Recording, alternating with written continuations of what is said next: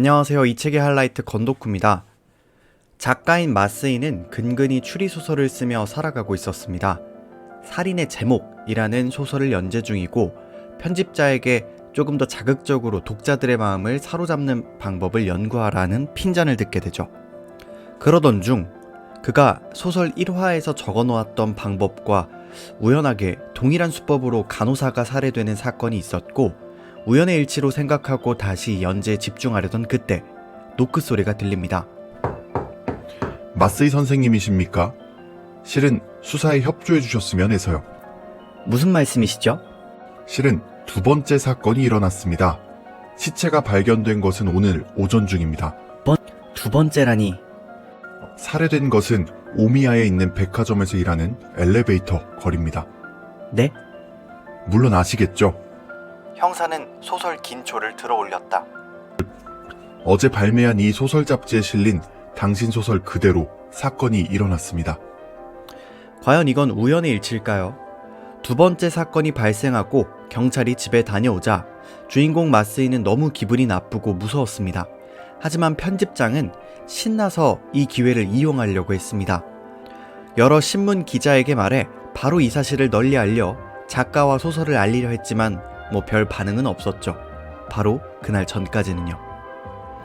21일 오전 8시쯤 도쿄에서 가가미 발레단에서 댄서가 죽었다.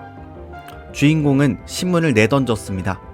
그저께 발매한 소설 긴초의 최신화에 나오는 방법대로 또 한 명의 여성이 살해된 것이죠. 이 사실이 밝혀지자 작가는 신문 잡지와 방송에 출연하게 되고 단숨에 스타 작가로 거듭나게 됩니다. 언론은 그와 그의 소설 속 다음 피해자에게 집중 조명을 했고 그도 이런 유명세가 익숙해지려고 하던 중이었습니다.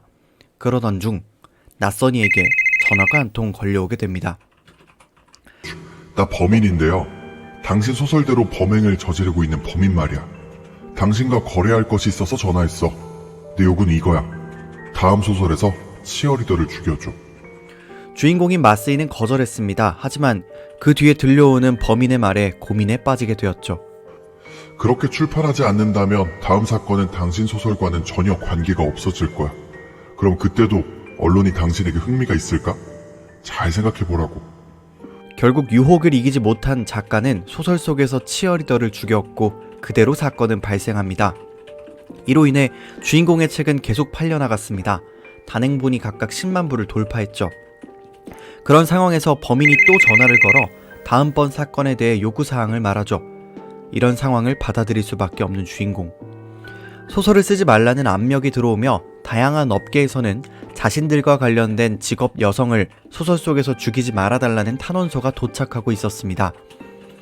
다음 범죄를 예고하는 살인자와 통화를 하던 주인공. 다음 타겟은 버스 가이드 여성이었습니다. 낭떠러지에서 떨어뜨려 잔인하게 살인할 것을 예고한 범인. 문득 한 가지 생각이 떠오른 주인공은 범인에게 범행 장소를 물어보았습니다.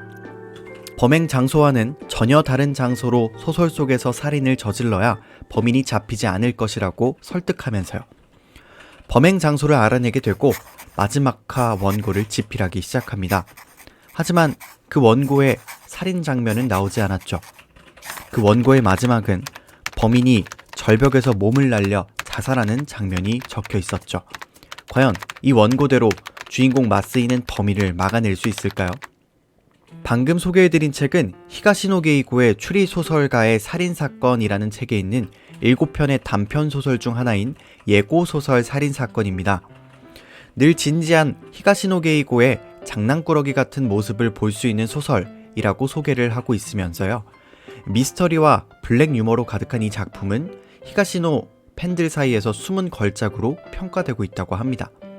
옴기니는 말합니다.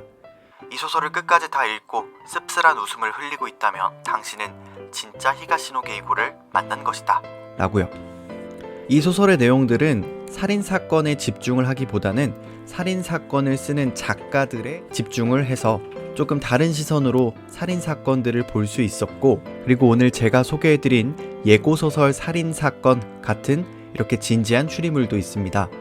꽤 재밌게 빠른 시간 안에 읽었었던 것 같습니다. 한번 가볍게 히가시노 게이고를 접하시고 싶으신 분들은 한번 읽어보셔도 좋을 것 같습니다.